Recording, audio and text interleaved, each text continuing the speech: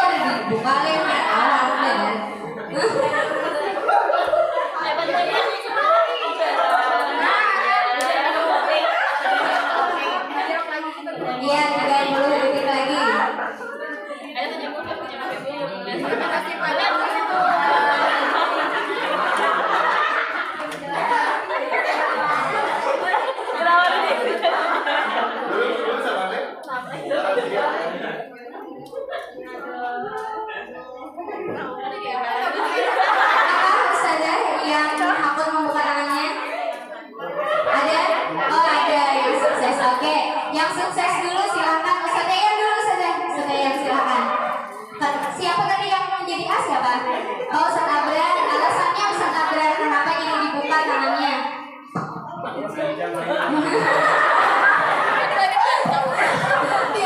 Ustaz, diancam kenapa Ustaz? Oke. Ya, Ustazah Rizka silakan Ustazah. Tadi siapa yang A? Oh, Ustazah Rizka, silakan Ustazah Rizka. Alasan kenapa tangannya dibuka? Kenapa rahasianya sampai diperlihatkan? Alasannya karena si B sudah sangat berusaha Heeh. apa yang jumlahnya sudah kebuka nih. Oh, kasihan berarti. Oke. Iya. Kira-kira nih menurut Pian yang dialami oleh Ustadz Abrar itu faktor eksternal atau faktor internal? Eksternal, takutnya mau benar dipukulin. Oke, kalau Ustazah Rizka internal, kasihan ya kan. Walaupun awalnya memang dipengaruhi oleh Ustazah Amel, tapi akhirnya timbul inisiatif atau ada faktor internal yang timbul dari dalam diri Ustazah Rizka. Iya, terima kasih Ustazah atas partisipasinya. Nah, kemudian kita masuk ke perubahan paradigma teori kontrol. Ini biasanya kita, mungkin kebanyakan dari kita berparadigma seperti ini, bahwa kita, guru, itu bisa mengontrol murid kita. Kemudian kita, ketika kita memberikan kritik, itu membuat orang merasa bersalah. Kemudian pada akhirnya akan menguatkan karakter orang yang kita kritik. Misal, ulun buka, habis itu ada yang kritik Ustazah Nadirah buka kelihatan kada baik lalu. Nah, kemudian itu disampaikan ke ulun sebagai bahan kritik. Biasanya kita kritik aja ulun karena akan meningkatkan karakter diri kita. Nah, itu yang paradigma yang kita alami saat ini. Kemudian yang berikutnya ada juga ilusi bahwa kita semua itu bahwa semua penguatan positif, efektif dan bermanfaat.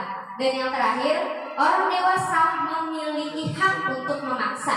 Jadi kita biasanya apalagi ulun yang sudah punya anak, kadang ada hal-hal yang beberapa yang kita paksa ke anak kita agar anak kita melakukan sesuatu yang kita inginkan, dan pastinya yang kita inginkan itu hal-hal yang baik. Misal anak ulun koler membaca, jadi ulun paksa supaya ini hakun membaca. Nah, itu kita mungkin ulun terutama itu memiliki paradigma bahwa ulun sebagai orang tua itu berhak untuk memaksa anak. Nah, kemudian perubahan paradigma itu bisa kita rubah. Jadi ada yang namanya stimulus respon, ada yang namanya teori kontrol.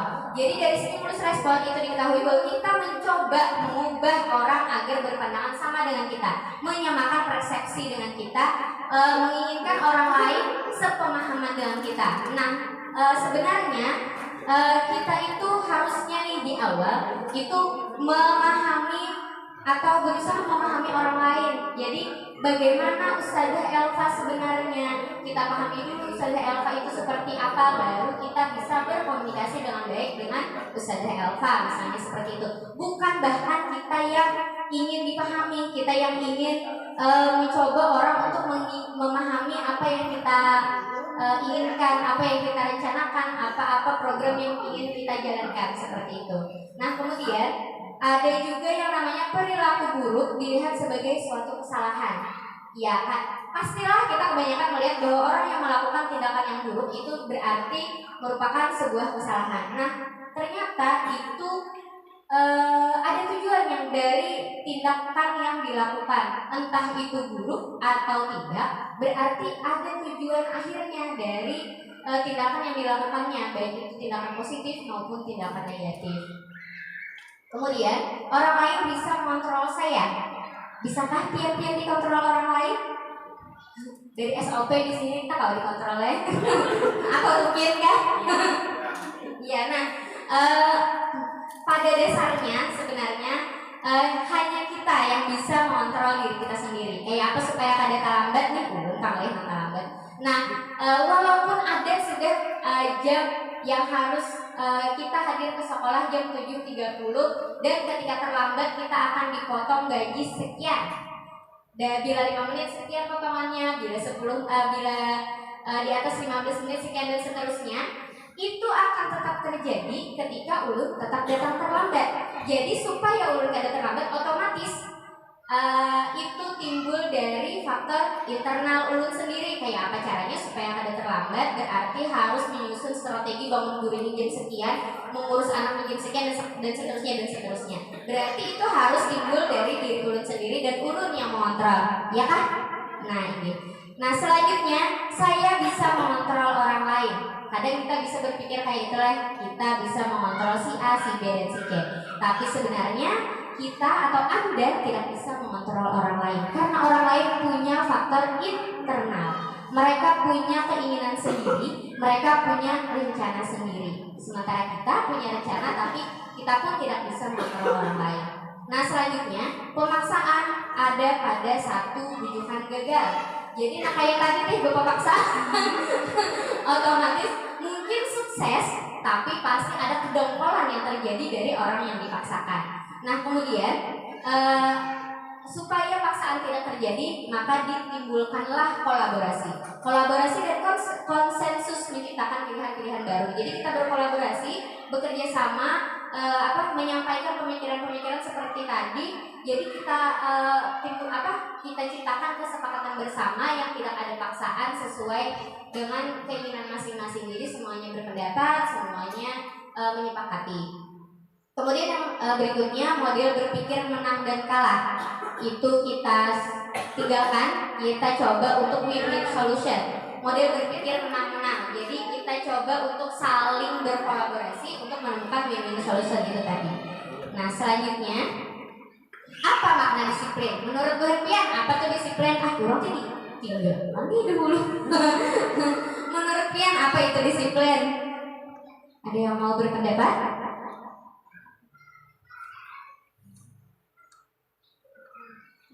Pak Ustadz Paridika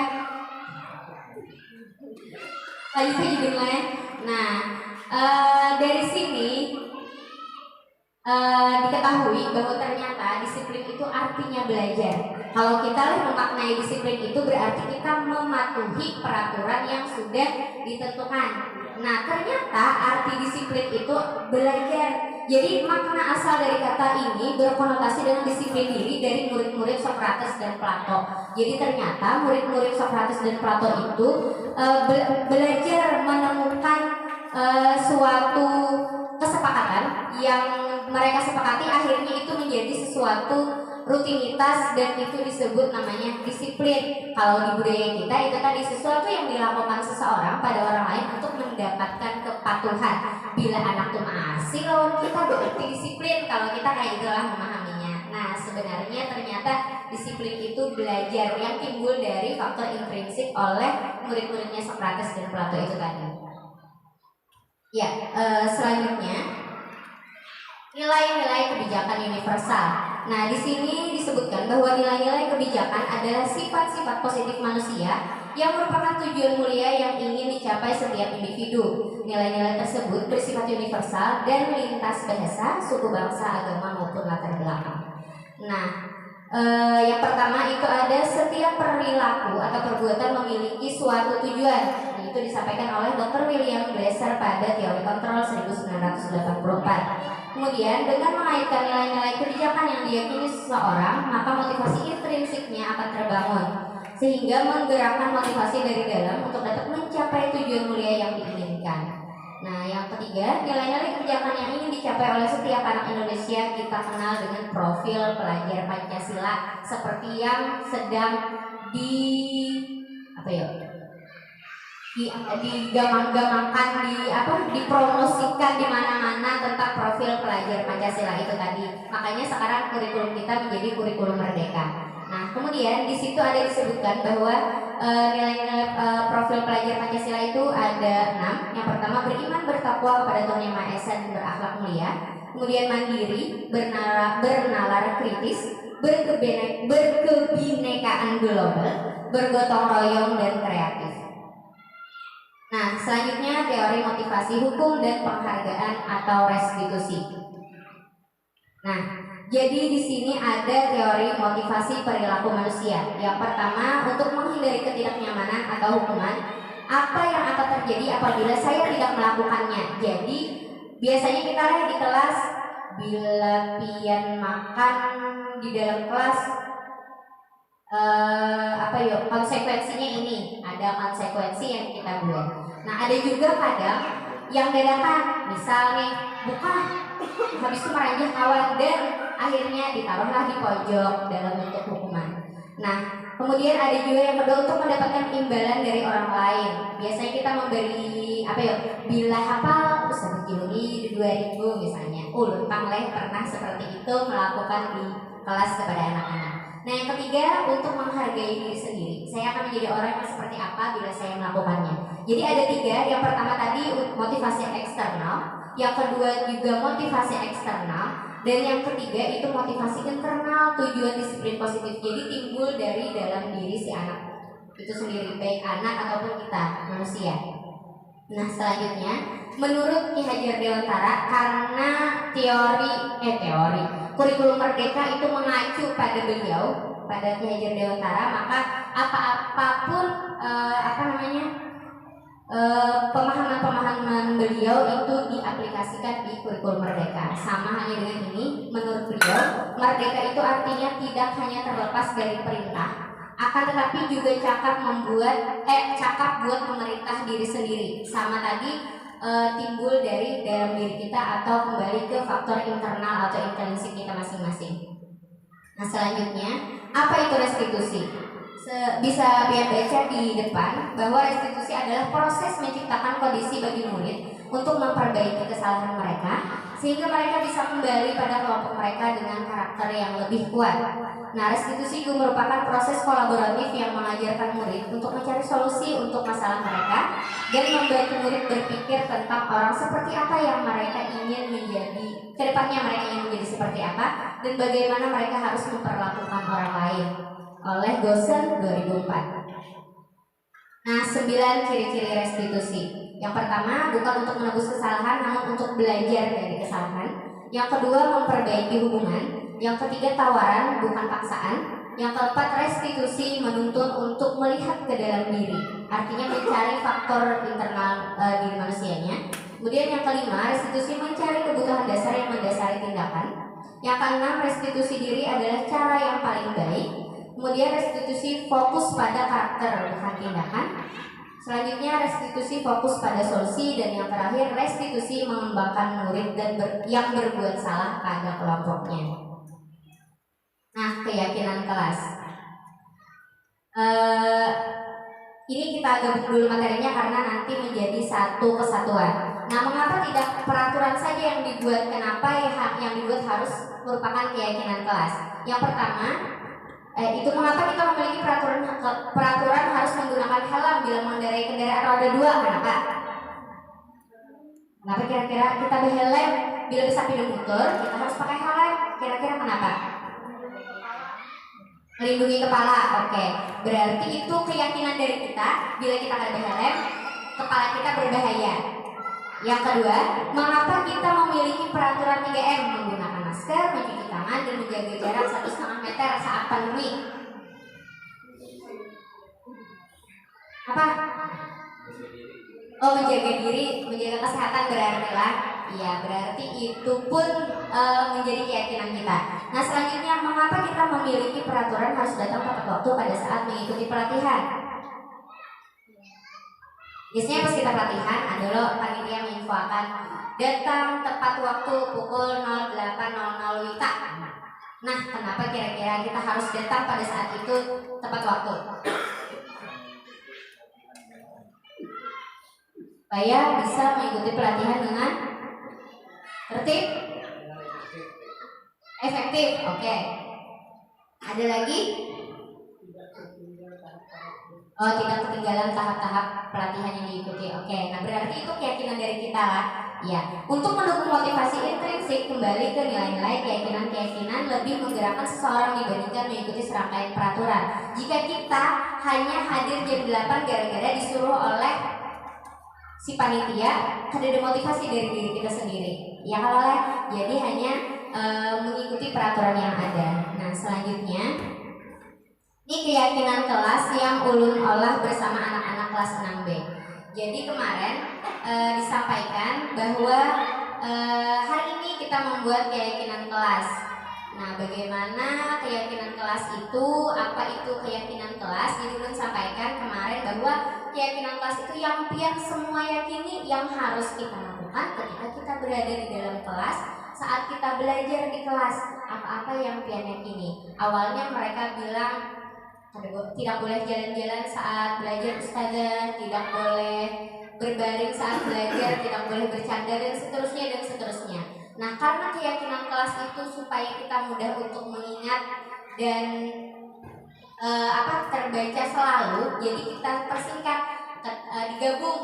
Jadi jadulnya digabung aja nih. Kalau misalnya tidak boleh jalan-jalan, tidak boleh bercanda, itu kita gabung jadi disiplin. Nah, jadi ditulislah disiplin saat belajar. Kemudian ada juga itu berkata baik dan sopan. Ya, karena ini hasil karya anak-anak, bebas menulisnya kayak apakah buat lihat satu orang satu kata, sisanya menghias. Jadi macam-macam lah bentuknya. Nah, yang kedua itu berkata baik dan sopan. Kemudian yang ketiga minta izin saat keluar kelas. Yang keempat membuang sampah pada tempatnya. Jadi ada 4 keyakinan kelas yang dibuat anak-anak 6B kemarin. Nah, itu pun sudah disepakati oleh mereka dan yang mengusulkan pun dari anak-anak itu sendiri, tidak diusulkan oleh gurunya tapi timbul dari dalam diri mereka sendiri. Ulun tampilkan dulu videonya.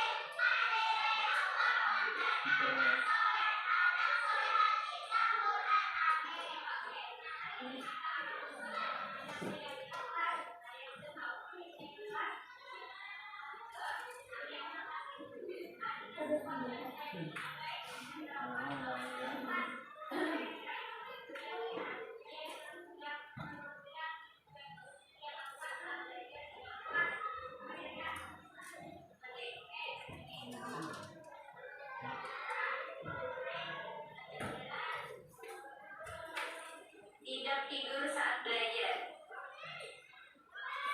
Nah, itu tadi masih bentuk kalimat negatif lah awalnya dibuat oleh anak-anak. Iya. Gimana? Tidak bermain. Tidak bermain.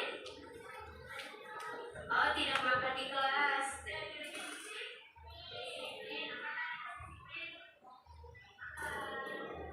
Nah, itu tadi sudah dikompres, disatukan, kemudian dibuatlah kalimat yang negatif untuk menjadi kalimat yang positif, dan itu pun dilakukan oleh anak-anak.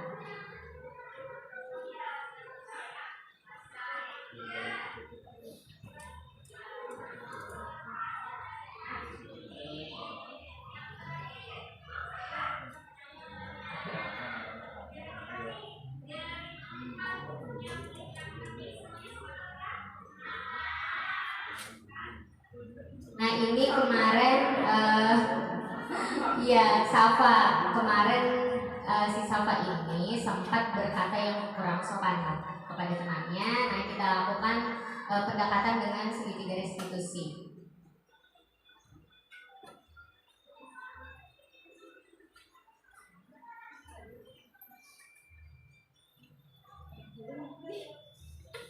Ya, ini kembali ke pembuatan keyakinan kelas yang dibuat oleh anak-anak.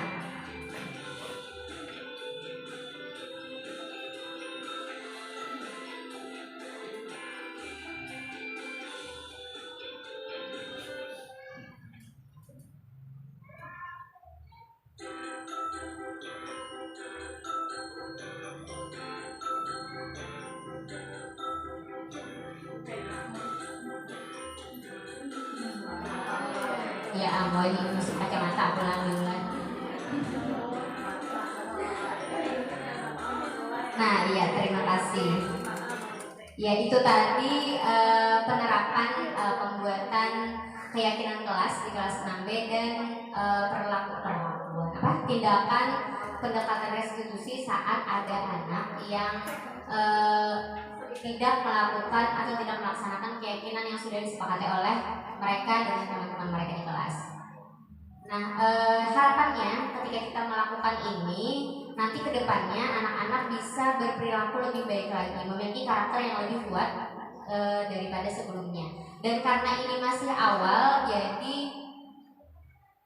bisa jadi ketika diterapkan oleh kita di semua kelas, mudah-mudahan ini menjadi salah satu inovasi terbaru bagaimana cara kita untuk membuat sebuah kesepakatan dengan anak-anak di kelas tanpa harus kita membuat sesuatu yang tanda kutip paksaan kepada mereka. Jadi kita menyepakati dengan anak-anak, kemudian anak-anak pun tahu apa yang harus mereka lakukan di kelas tanpa adanya hukuman dan konsekuensi dari kita saat mereka melanggar hal tersebut. Nah, yang kita lakukan nanti adalah segitiga restitusi pendekatan yang kita lakukan kepada anak-anak yang kemudian tidak melakukan atau tidak melaksanakan keyakinan kelas yang sudah disepakati seperti itu. Nah, iya.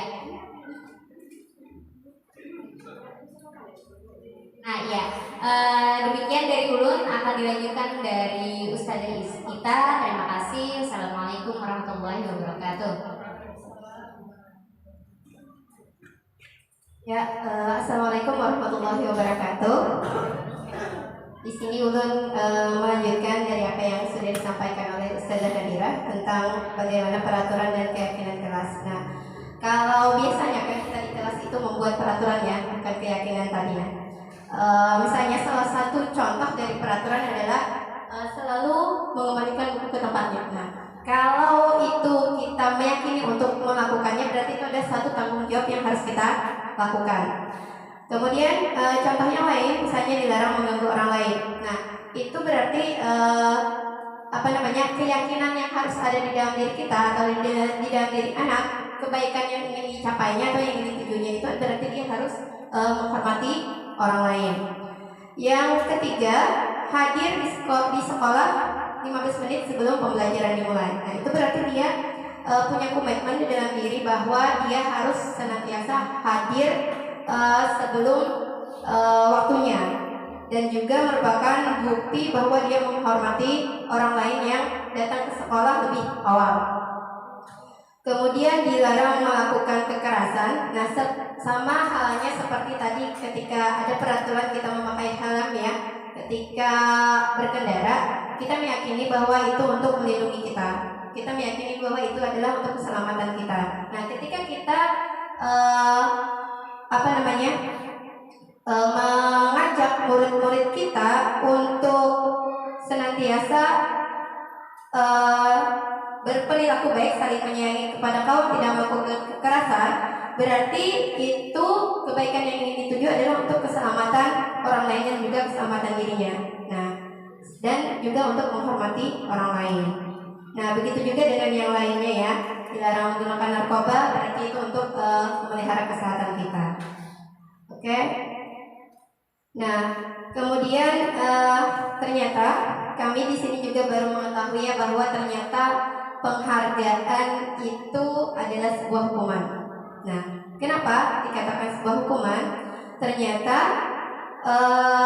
ada unsur atau hasil yang menyebutkan bahwa penghargaan itu merupakan suatu hukuman. Yang pertama adalah pengaruh jangka pendek dan jangka panjang. Nah, pengaruh jangka pendek ini ketika kita memberikan penghargaan kepada anak, misalnya dia bisa menulis satu kata, kita beri misalnya dia bintang, maka pada saat itu saja dia akan melakukannya, dan seterusnya dia akan mengharapkan bintang-bintang tersebut.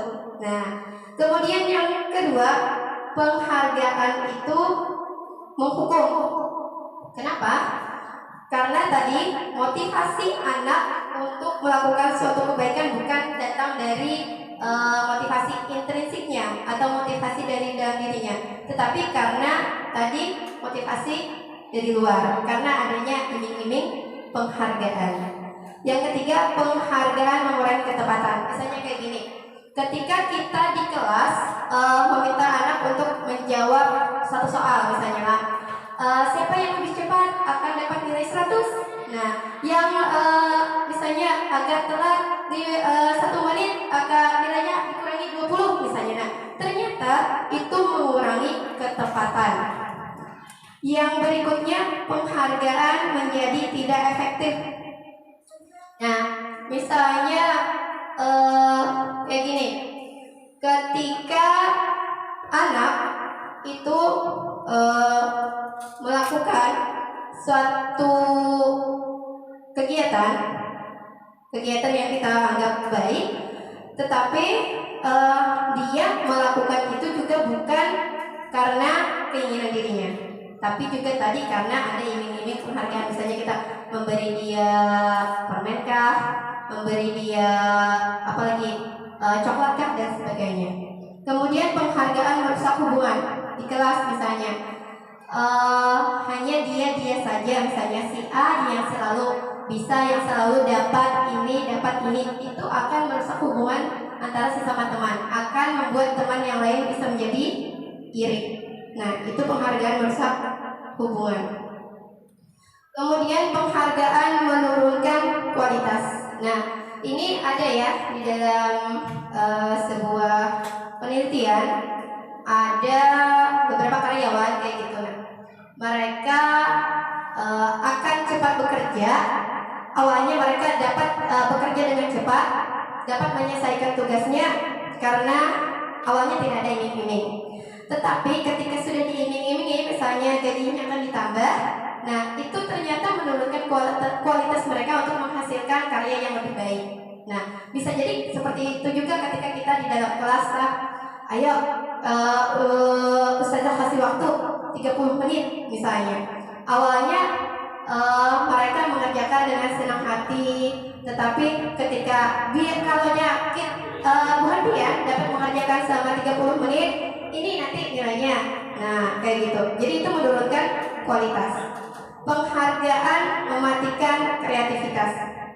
Nah, misalnya kayak gini, kita sudah memberitahu anak ketika anak bisa membuat karya ini, hadiahnya ini. Nah, ternyata itu dapat mematikan kreativitas anak. Kenapa? Karena orientasi mereka sudah terhadap penghargaan tersebut, terhadap hadiah tersebut. Nah, kemudian yang terakhir, penghargaan mengurangi motivasi intrinsik. Karena tadi ada motivasi dari luar tadi ya. Karena adanya misalnya tadi adanya bintang, adanya coklat, terus adanya nilai yang lebih banyak. Nah, itu akhirnya mengurangi motivasi anak dari dalam diri untuk melakukan hal-hal yang baik atau hal-hal yang positif tersebut. Oke, nah di sini ada perbedaan antara hukuman dan konsekuensi. Ada beberapa contoh, misalnya begini, tindakan yang dilakukan oleh guru, misalnya nih, ketika di dalam kelas ada anak yang datangnya terlambat, kemudian kita menyuruh mereka misalnya tulis istighfar 50 kali. Nah, itu sebelumnya tidak ada kesepakatan antara anak, itu berarti adalah hukuman. Nah, kemudian yang berikutnya, lari menghadiri lapangan basket 2 kali karena terlambat hadir di sekolah misalnya. Itu tadi karena di awal sudah tidak ada kesepakatan antara dengan anak, itu juga hukuman. Nah, begitu juga yang berikutnya. Nah, kemudian yang konsekuensi, mengganti kertas tugas teman yang telah dicoretkan. Misalnya kita sudah punya aturan tadi ya, bukan keyakinan, aturan di kelas. Kalau ada yang merusak barang teman, misalnya ada yang mengambilnya, maka dia harus menggantinya. Nah, itu konsekuensi. Oke, yang berikutnya. Nah, jadi antara hukuman, konsekuensi, dan restitusi itu akan menegaskan sebuah identitas. Yang mana identitas yang gagal dan mana yang identitas yang sukses. Kalau identitas gagal itu tadi berarti adalah suatu hukuman. Nah, hukuman itu sifatnya apa? sifatnya sesuatu yang menyakitkan dan harus terjadi. Sama kayak tadi kan, misalnya Pian sudah terlambat masuk, tulis 30 istighfar. Nah, itu terpaksa kan anak melakukannya, sakit ketika melaksanakan itu. Nah, kalau konsekuensi itu sesuatu yang memang harus terjadi. Dia sudah tahu, oh kalau dia terlambat dia harus menulis nih, tahu, langsung dia tulis. Tetapi kalau restitusi itu merupakan suatu pilihan yang kita tawarkan kepada anak, seperti yang sudah disampaikan sebelumnya oleh Ustazah Nadia. Nah, kalau hukuman itu sifatnya yang kedua ya, sifatnya tidak nyaman untuk murid, untuk jangka waktu yang panjang. Pasti itu kira-kira di sini Bu Pian pernah lah mengalami yang namanya hukuman ketika SD, SMP, SMA, pernah? Itu masih diingat tidak sampai sekarang? Masih kan? Nah, jadi itu sangat membekas.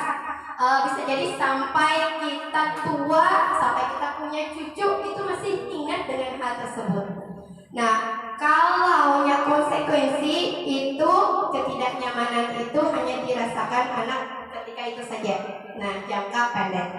Tetapi kalau restitusi itu bisa menguatkan anak, menguatkan karakter anak untuk jangka panjang. Oh, ketika dia melakukan ini, dia dapat memperbaikinya.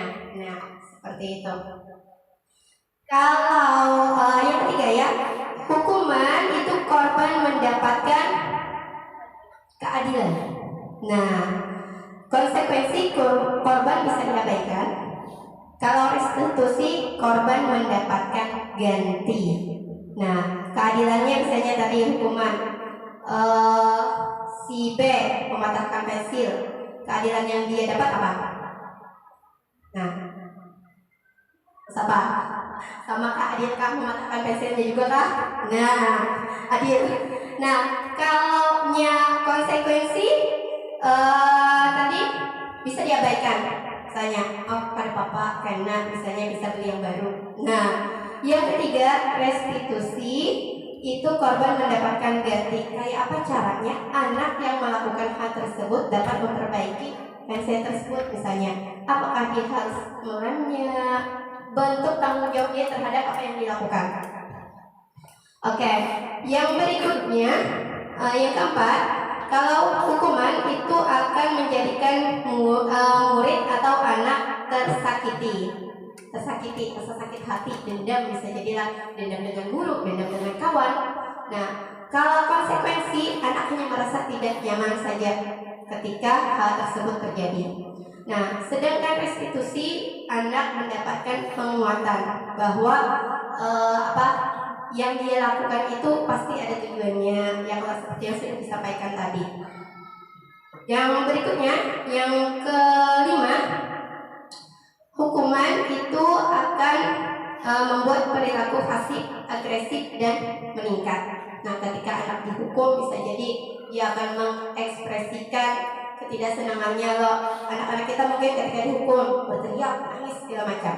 Nah, kalau yang konsekuensi, penguatan hanya bertahan dalam jangka waktu yang pendek tadi saja. Dan untuk restitusi, masalah terpecahkan. Misalnya pensil tadi patah, akhirnya pecahkan dengan cara apa untuk memperbaikinya. Nah, hukuman sistem tidak akan berjalan bila murid tidak takut. Ada kan murid kita tuh yang mungkin jauh, ada penakutan, itu kada bakal terjadi hukuman tersebut. Dia menantang gurunya. Nah, kalau konsekuensi itu memerlukan monitoring dan supervisi terus-menerus. Kita mengawasi, dia menggawi tadi konsekuensi. Nah, gitu. Kalau punya restitusi, murid belajar bertanggung jawab untuk perilakunya tadi.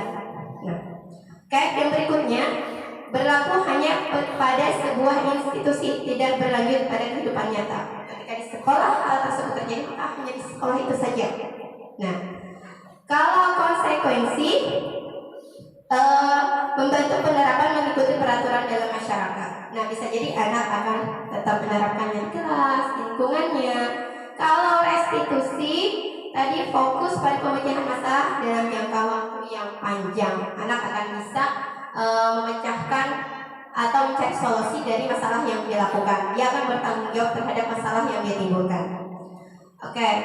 Hukuman yang berikutnya berlaku peraturannya seperti itu. Nah, kalau hukuman, kalau ada konsekuensi, kita bisa bertanya apa peraturannya, ingat latihan, misalnya seperti itu.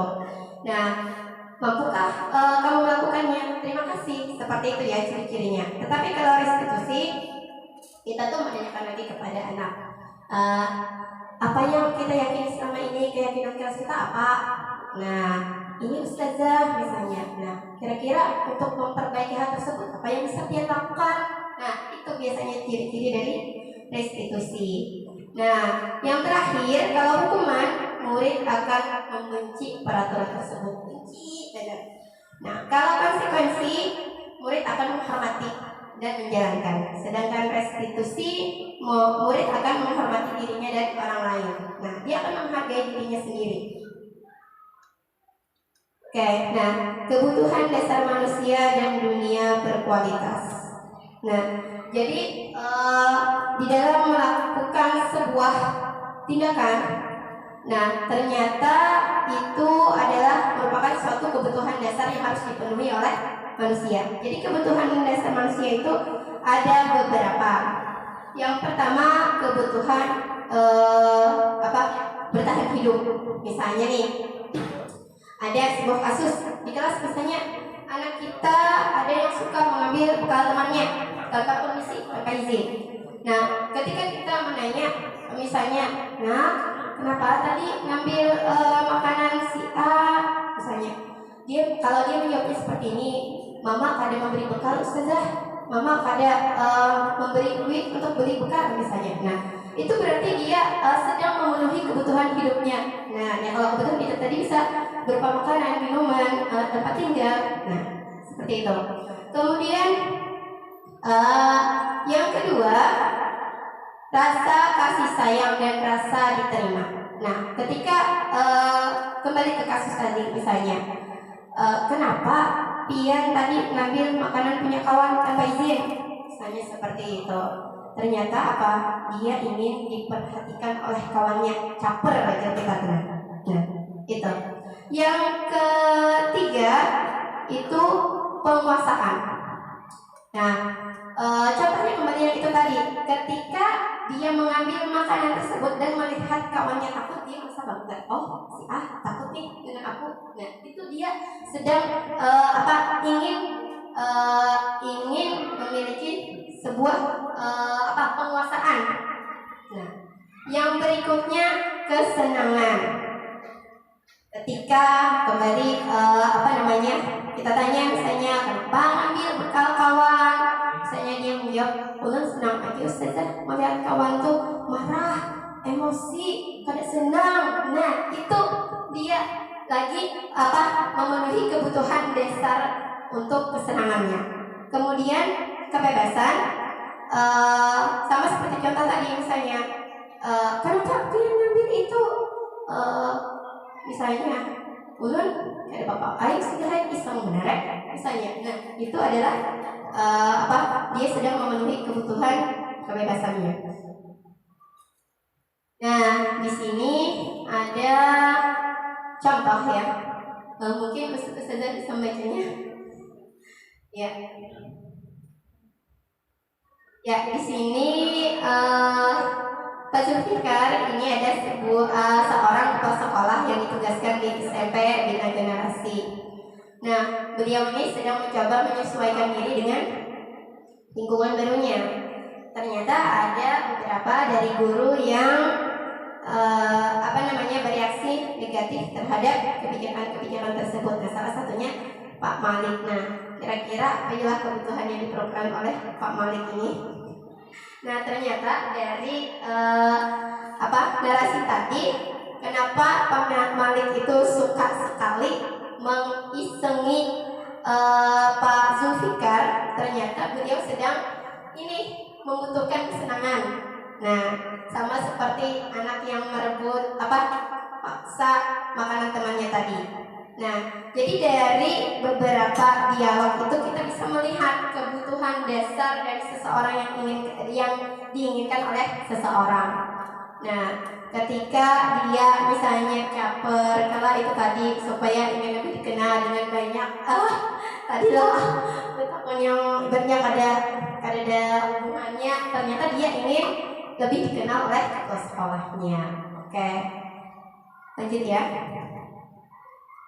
Nah, di sini kita akan mengetahui 5 posisi kontrol kita sebagai guru. Di manakah posisi kita?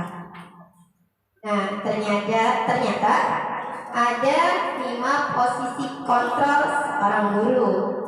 Nah, ada penghukum, pembuat orang merasa bersalah, teman, pemantau, dan manajer.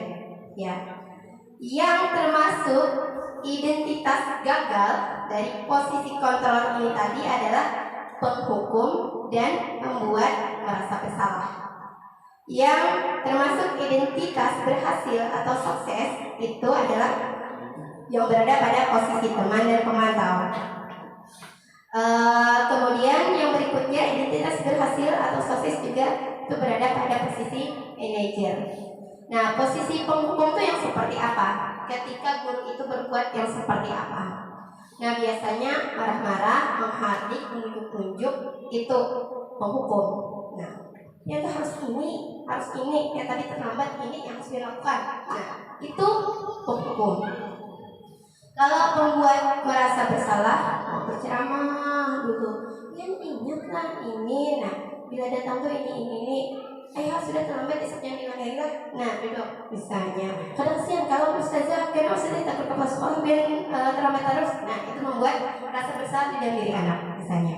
Kemudian kalau posisi seorang guru sebagai teman misalnya, masuk si A terlambat.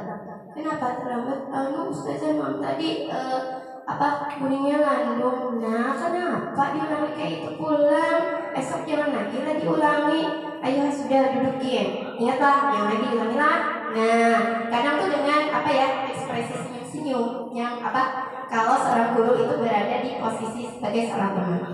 Kemudian kalau pemantau itu menghitung dan mengukur. Biar berapa menit tadi terlambat. Nah, sudah tahu kan peraturan kelas kita, konsekuensinya apa? Nah, itu. Kalau manajer itu mengajukan pertanyaan-pertanyaan. Nah, misalnya ketika anak kita tadi terlambat, apa yang membuatnya terlambat? Pasti ada alasannya. Anak memberikan ini. Kita tadi jalankan lagi kayak segitiga restitusi tadi. Kira-kira supaya terlambat apa yang harus kita lakukan? Nah, gitu. Oke. Kemudian yang kedua itu ciri-ciri dari guru penghukum. Guru itu berkata, kalau kamu tidak melakukannya, awas ya, rasakan. Makanya apa jadi kayak itu? Apa jadi terlambat? Kalau pembuat merasa bersalah, kamu seharusnya sudah tahu. Ibu lelah sekali mengatakannya, emak, apa benar? Sudah 5 hari sudah sampai hari ini terus. Apa lagi Ustazah? Sakit kepala Ustazah. Kalau sebagai teman, ayolah, biarlah. Nah, nanti jangan lagi terlambat dan ibu. Nah, tolong, ini ibu ditagur pulang. Nah, itu. Kalau sebagai pemantau tadi, ingatlah apa peraturannya. Kalau dia datang terlambat. Nah, kalau yang manajer, apa yang kita yakini, apa yang bisa kita kerjakan untuk memperbaiki masalah ini. Nah, hasil yang akan terlihat kalau dari posisi seorang penghukum itu, kalau hasilnya guru tadi yang membentak, menyalahkan orang lain, berbohong. Anaknya bisa berbohong. Kalau pembuat merasa bersalah, menyembunyikan, menyangkal, dan juga berbohong. Kalau teman, akhirnya anak itu ketergantungan, mengulang lagi. Karena apa? Karena gurunya ibarat itu kayak melindungi air lah. Nah, itu. Kalau pemantau, dia akan menyesuaikan diri bila diawasi. Kerjakan konsekuensinya. Nah, kalau yang manajer itu akan menguatkan pribadi, karena dia tahu apa yang dia lakukan itu harus dia perbaiki ke depannya. Nah, kemudian apa kaitannya dengan dunia berkualitas? Kalau hukum teman itu murid mengatakan guru di luar dunia berkualitas. Nah, dia menganggap bahwa guru itu bukan sesuatu yang penting. Tadi kan ada tuh ada hubungannya sesuatu yang berharga dan tidak berharga. Nah, berarti murid meletakkan kita di luar itu, menganggap kita sesuatu yang tidak penting. Nah, kemudian kalau pembuat merasa bersalah, murid meletakkan guru di dalam dunia berkualitas, diletakkan aja seperti itu ya. Biasa aja posisinya. Kalau teman, murid meletakkan guru sebagai orang yang sangat penting di dunia berkualitas, karena tadi menciptakan rasa ketergantungan terhadap guru tersebut. Pemantau, murid meletakkan guru peraturan dan hukuman di dunia berkualitas. Dia ingat bahwa gurunya penting, peraturan penting, hukuman juga penting untuk dijalankan, atau konsekuensi tadi penting untuk dijalankan. Kalau di posisi manajer, murid meletakkan dirinya sebagai individu yang positif dalam dunia berkualitas. Jadi murid itu meletakkan dirinya sendiri bahwa dia itu adalah individu yang positif di dalam dunia berkualitas. Kemudian di identitas posisi kontrol penghukum, murid itu akan berkata, biarkan saja, nanti juga marah-marah lagi. Nah, tahu sudah karakter gurunya kayak itu bakalan. Nah, ketika dia melakukan sesuatu yang melanggar tadi. Kalau pembuat merasa bersalah, sejahlah, seperti itu. Kalau teman, saya pikir bapak atau ibu teman saya ternyata begitu. Nah, kayak dianggap kawanan tadi. Kalau pemantau, berapa banyak bintang yang saya harus peroleh, berapa halaman yang harus saya tulis. Jadi tahu tadi apa yang harus dilakukan. Kalau manajer, bagaimana caranya saya bisa memperbaiki kesalahan. Kembali ke kasus tadi misalnya lah, ketika dia mematahkan pensil, kayak apa caranya dia memperbaiki kesalahan itu, ya dilem kah atau diisolasi kah atau seperti apa. Nah, kemudian dampak terhadap murid dari posisi penghukum, dia akan senantiasa mengulangi kesalahan tersebut, berulang lagi dan berulang lagi. Kalau kita menempatkan diri kita sebagai posisi penghukum. Kalau pembuat orang merasa bersalah, anak tersebut atau murid kita akan merasa rendah diri. Kalau sebagai teman, dia lemah, tidak mandiri dan tergantung. Jadi kita tuh harus bisa memposisikan diri kita. Kalau sebagai pemantau, menitik beratkan pada sanksi atau hadiah untuk dirinya, konsekuensi tadi ya. Dan pada posisi manajer, mengevaluasi diri bagaimana cara memperbaikinya. Nah, dan ternyata posisi yang paling bagus, yang paling tepat untuk kita laksanakan itu adalah posisi manajer.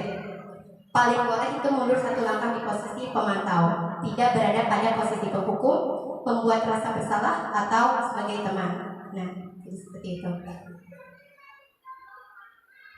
Nah, ini ada ciri-ciri dari pernyataan-pernyataan. Kalau misalnya guru tersebut mengatakan saya kecewa sekali dengan kamu, itu ciri dari posisi kontrol guru sebagai seorang membuat orang merasa bersalah. Kamu tidak pernah benar melakukannya, nah, itu penghukum. Ayolah, lakukan demi ibu. Nah, kayak merayu kayak gitulah, kayak memohon. Nah, itu teman. Apakah kamu mau mendapatkan stiker bintang hari ini? Nah, itu pemantau. Bagaimana kamu bisa menyelesaikan masalah ini? Nah, anak diminta untuk mencari solusinya. Nah, diminta untuk bertanggung jawab, itu adalah posisi manajer. Nah, kamu selalu yang paling terakhir, itu adalah posisi penghukum. Nah, ini kira-kira seperti yang sudah Ulun sampaikan tadi. Mungkin kita selama ini bergerak di antara yang mana ya, peraturan, pemantau, konsekuensi, hadiah,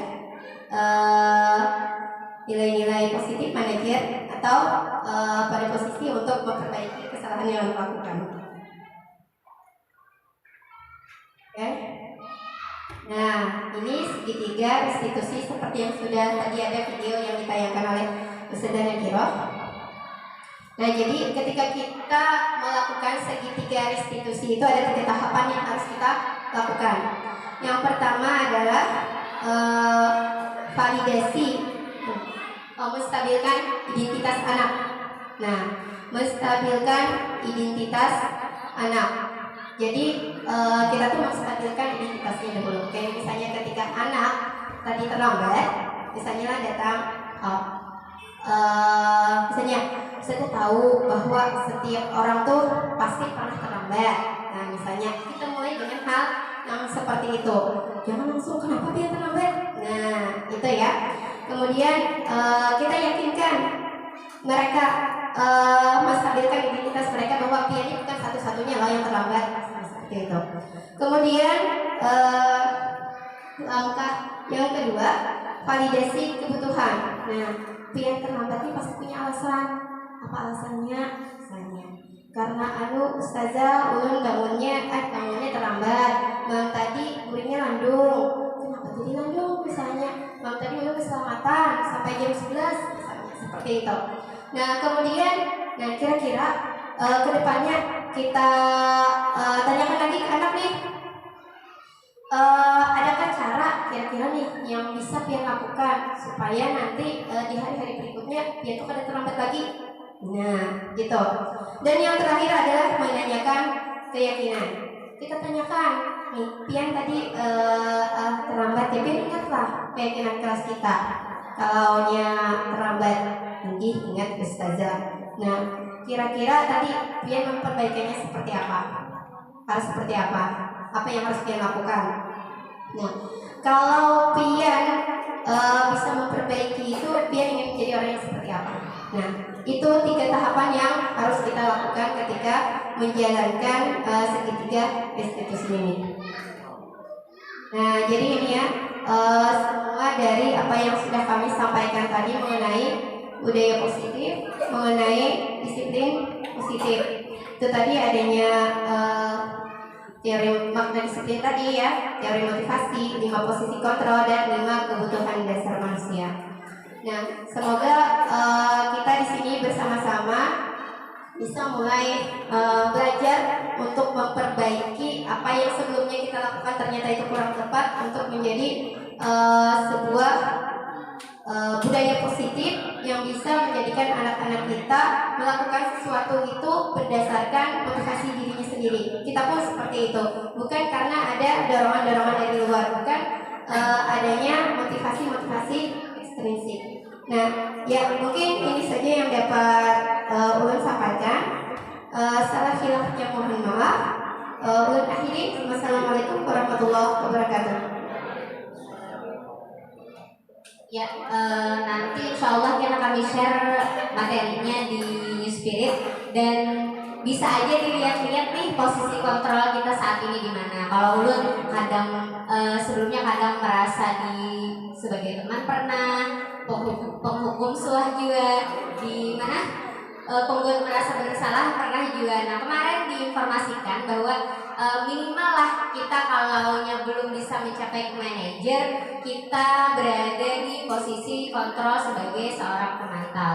Tapi diusahakan kita mencoba nih mengupgrade diri supaya bisa menjadi posisi kontrol sebagai seorang manajer. Ketika anak-anak melakukan sesuatu yang tidak sesuai dengan jalannya, maka kita bisa memposisikan diri menjadi seorang manajer untuk menanyakan apa yang terjadi dengan bentuk segitiga restitusi tadi, bahwa bagaimana kita menstabilkan identitas anak itu dulu, menyatakan bahwa bukan hanya dia yang pernah melakukan kesalahan, orang lain pun pernah melakukan kesalahan, dan semua orang itu pasti pernah melakukan kesalahan. Kita stabilkan dulu identitasnya, tidak menggugurkan jati diri si anak itu tadi, tidak menyalahkan sedemikian rupa, tapi tetap menjaga kepercayaan diri si anak. Nah, kemudian baru kita tanya lagi apa kira-kira yang harus dilakukan anak agar dia bisa memperbaiki diri. Nah, oleh karena itu kenapa harus kita gunakan segitiga restitusi tadi, agar anak ketika kembali ke kelompoknya, ketika dia sudah berada di komunitas kelasnya, dia akan merasa lebih baik, bukan merasa sudah dihukum, berjalan bertunduk, takutan lawan gurunya, tapi dia merasa lebih baik dan bisa memperbaiki dirinya. Ya, itu aja yang bisa kami sampaikan hari ini. Semoga ada manfaatnya.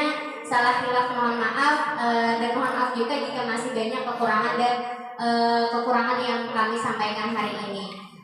Kami berada di sini bukan berarti kami lebih tahu, lebih baik dan lebih bisa dari pian-pian. Kami yakin ada dari pian yang juga sudah melakukan hal-hal semacam ini dan pastinya jauh lebih baik dari kami. Hanya saja mungkin kami di sini mendapat kesempatan mendapat ilmu lebih awal lah dari kawan-kawan yang ada di sini.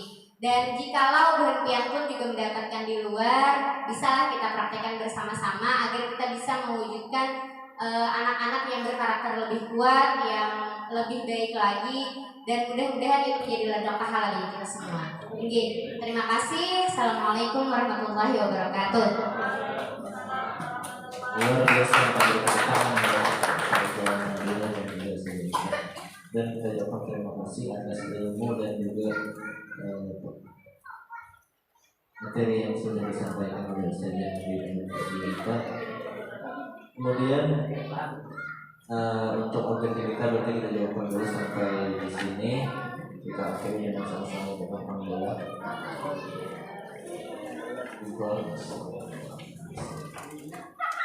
Dan dapat menutup majelis.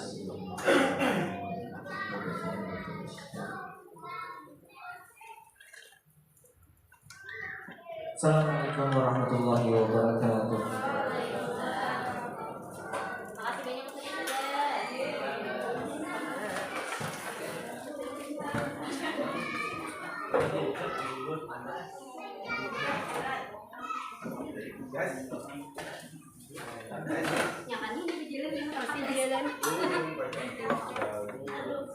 Kena anak di drive lah. Nyaman.